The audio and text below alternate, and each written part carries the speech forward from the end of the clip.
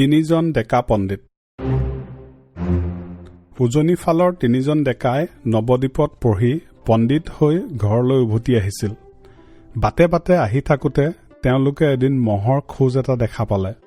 এজনে ক'লে, এইটো এজনী মাইকী মহৰ খোজ।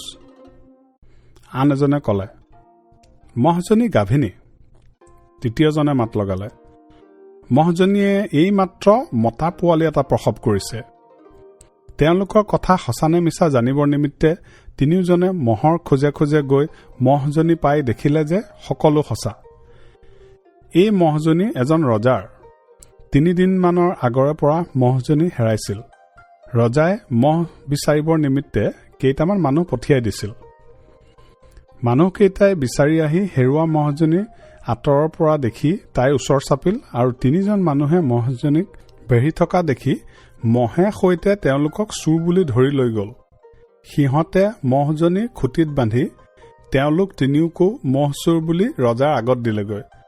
ৰজাই সোধপোছ নোহোৱাকৈ তেওঁলোকক বন্দীশালত থবলৈ আদেশ দিলে। বন্দীশালত থাকোঁতে তিনিওজনে এইদৰে কথা বাৰ্তা হ'বলৈ লাগিল। প্ৰথমজনে ক'লে, হেৰা, ই নহয় সিহে।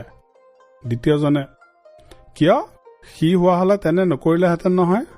তৃতীয়জনে মাত লগালে, তেনে সি কৰা নাইনো কি? বন্দীশালৰ ৰখীয়াবিলাকে এই কথা শুনি থাকি ৰজাক লগাই দিলেগৈ। ৰজাই তেওঁলোকক মতাই আনি সুধিলে, তোমালোকে বন্দীশালত থাকোঁতে ই নহয় সিহে, সি হোৱা হ'লে তেনে কৰিলেহেঁতেন নহয়, তেনে কৰা নাইনো কি বুলি কৈ আছিলা যে? মোৰ আগত ভাঙি পাতি ক'ব লাগে, নহ'লে তোমালোকৰ মূৰ কটা যাব। ৰজাৰ এনেকুৱা কথা শুনি তেওঁলোকে ভাবিলে, আমি এনেও মৰিম তেনেও মৰিম, হেন জানি সকলো কথা ভাঙি কোৱাই যাওক। প্ৰথমজনে ক'বলৈ ধৰিলে, মহাৰাজ, মই কৈছিলোঁ ই নহয় সিহে, তাৰ অৰ্থ এই যে এই দেশৰ ৰজাজন মানুহ নহয়, গৰুহে। দ্বিতীয়জনে ক'লে, মহাৰাজ, মই কৈছিলোঁ বোলো সি হোৱা হ'লে তেনে কৰিলেহেঁতেন নহয়, অৰ্থাৎ গৰু হোৱা হ'লে ঘাঁহ খালেহেঁতেন। তৃতীয়জনে ক'লে, মহাৰাজ, মই কৈছিলোঁ যে তেনে কৰা নাইনো কি, তাৰ অৰ্থ এই যে ঘাঁহ খোৱা নাইনো কি। ইয়াকে কৈ তিনিওজন মনে মনে থাকিল।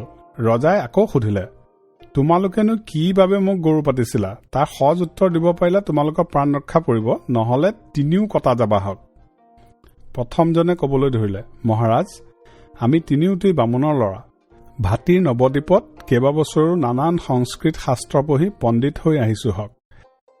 বাটত আহি থাকোঁতে কালি ৰাতিপুৱা এটা মহৰ খোজ দেখি মই ক'লো এইটো এজনী মাইকী মানুহৰ খোজ। এওঁ ক'লে মহজনী গাভিনী। এওঁ ক'লে মহজনী এইমাত্ৰ মতা পোৱালি এটা প্ৰসৱ কৰিছে। পাছে মহাৰাজ, আমাৰ বিদ্যা বুদ্ধিৰ পৰিচয় ল'বৰ নিমিত্তে মহৰ খোজে খোজে তিনিও গৈ মহজনীয়ে অলপ আগতে এটা মতা পোৱালি জগোৱা দেখি আমাৰ কথা সঁচা হ'ল বুলি ভাবি আমি মনত ৰং পাই অলপ পৰ মহজনী আৰু পোৱালিটো চাই ৰৈ আছো। তেনেতে মহাৰাজে মহজনী বিচাৰি পঠিওৱা মানুহকেইটা তাতে ওলালগৈ আৰু মহজনীয়ে সৈতে আমাক মিছাকৈ চোৰ বুলি ধৰি লৈ আহিল। মহাৰাজেও একো বিচাৰ নকৰাকৈ আমাক বন্দীশালত থোৱালে। সেইকাৰণেহে আমি কৈছিলোঁ হওক যে যি ৰজাই দুখ বিচাৰ নকৰাকৈ দণ্ড দিয়ে সেই ৰজা মানুহ নহয়, গৰুহে। তেতিয়া ৰজাই লাজ পাই ক'লে, হয়, অৱশ্যে এইটো মোৰ অবিচাৰ হৈছিল। মই এতিয়াৰ পৰা সোধপোছ নোহোৱাকৈ কেতিয়াও দণ্ড নিদিওঁ। এইবুলি ৰজাই তেওঁলোক তিনিওকো নিজ নিজ ঘৰলৈ বিদায় দিলে আৰু ঘৰৰ পৰা উভতি আহি তেওঁৰ সভাত বৃত্তি বিধান লৈ থাকিবলৈ মাতি পঠালে।